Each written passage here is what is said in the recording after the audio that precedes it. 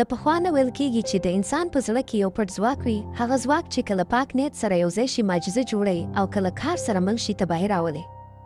په یوې وړې او ارامې کلي کې د خاورو غرونو او دښتو کورونو ترمنځ یو هلک د ارمان په نوم اوسېده. کله بېوزله خو خلک یې مهربان زړونه لرل.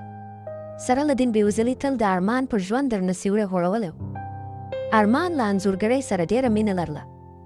کله چې نور ماشومان لوبې کولې، هغه به په یو ګوښه کې ناست او په خپل زاړه کتابچه کې به یې رنګین دنیاګانې رسمولې، لوی کورونه، له ګلونو ډک باغونه، د خپلې مور لپاره نوې جامې او له خوړو ډک دسترخوانونه.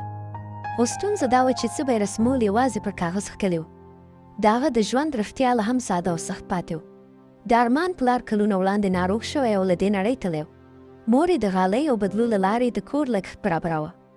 شپې به یې لاسونه د ډېر کار له امله رپېدل، خو تل به یې موسکا کوله څو ارمان خفه نه شي. یوه منۍ شپه سخت باران پیل شو.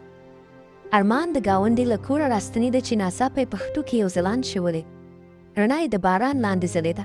یو زوړ طلایي قلم و، بدن یې ګرم و لکه ژوندی موجود وي.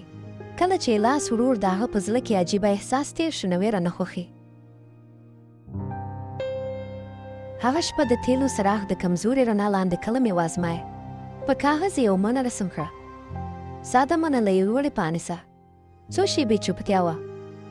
ناڅاپه کاغذ وخوځېد. منه ورو ورو پورته شوه او په یوه کوچني غږ سره پر میز ولوېده. ارمان حیران شو. لاسونه یې رپېدل. منه یې پورته کړه. رښتینې وه. تازه بوی یې درلود. په شوق یې د ځان لپاره نوي بوټان رسم کړه. هغه هم رښتیا شوه. وروسته یې د خپلې مور لپاره ګرم شال رسم کړ. نرم او ښکلی شال له کاغذه راوت. اوښکې یې په سترګو کې راټولې شوې. د لومړي ځل لپاره یې احساس وکړ چې کولی شي خپل ژوند بدل کړي. خو هغه شپه کله چې مور یې ویده وه، ارمان قلم ته وکتل او ور ویل، موږ به نور هېڅکله بېوزله نه شو. بله ورځ په ښوونځي کې ماشومان د هغه نوي بوټان ولیده. په ملنډو یې پیل وکړ. ویل یې چې غلا کړي دي. هغه شپه بې له فکره قلم یې واخیست او په غوسې رسم پیل کړ. تیزې او سختې کرښې، اورینې سترګې، لوی وزرونه، یوه اژدها. لا نقاشي بشپړه شوې نه وه چې کوټه تیاره شوه. سخت باد ولګېد. ځمکه ولړزېده. اژدها په ویرونکې غرغره له کاغذ راوه. کور ولړزېد. مور یې چیغه کړه. اژدها له چته پورته شو او د کلي پر لور والوه. له خولې یې اور راوته. ارمان په ویره بهر منډه کړه. کورونه سوځېدل. خلک تښتېدل. هغه پوه شو چې ستره تېروتنه یې کړې ده. قلم یوازې نقاشي رښتینې نه کوله، بلکې د هغه احساسات یې هم لویول.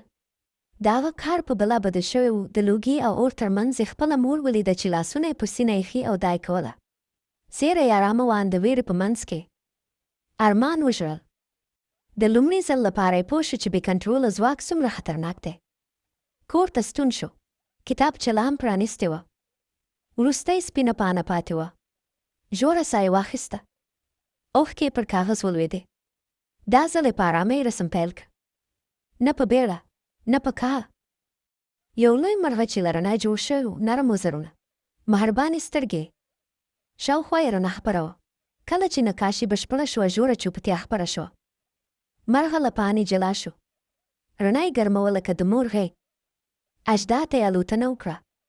هر ځای چې رڼا ورسېده اور مړ شو. اژدها غرغره وکړه، خو رڼا ارامه او پیاوړې وه.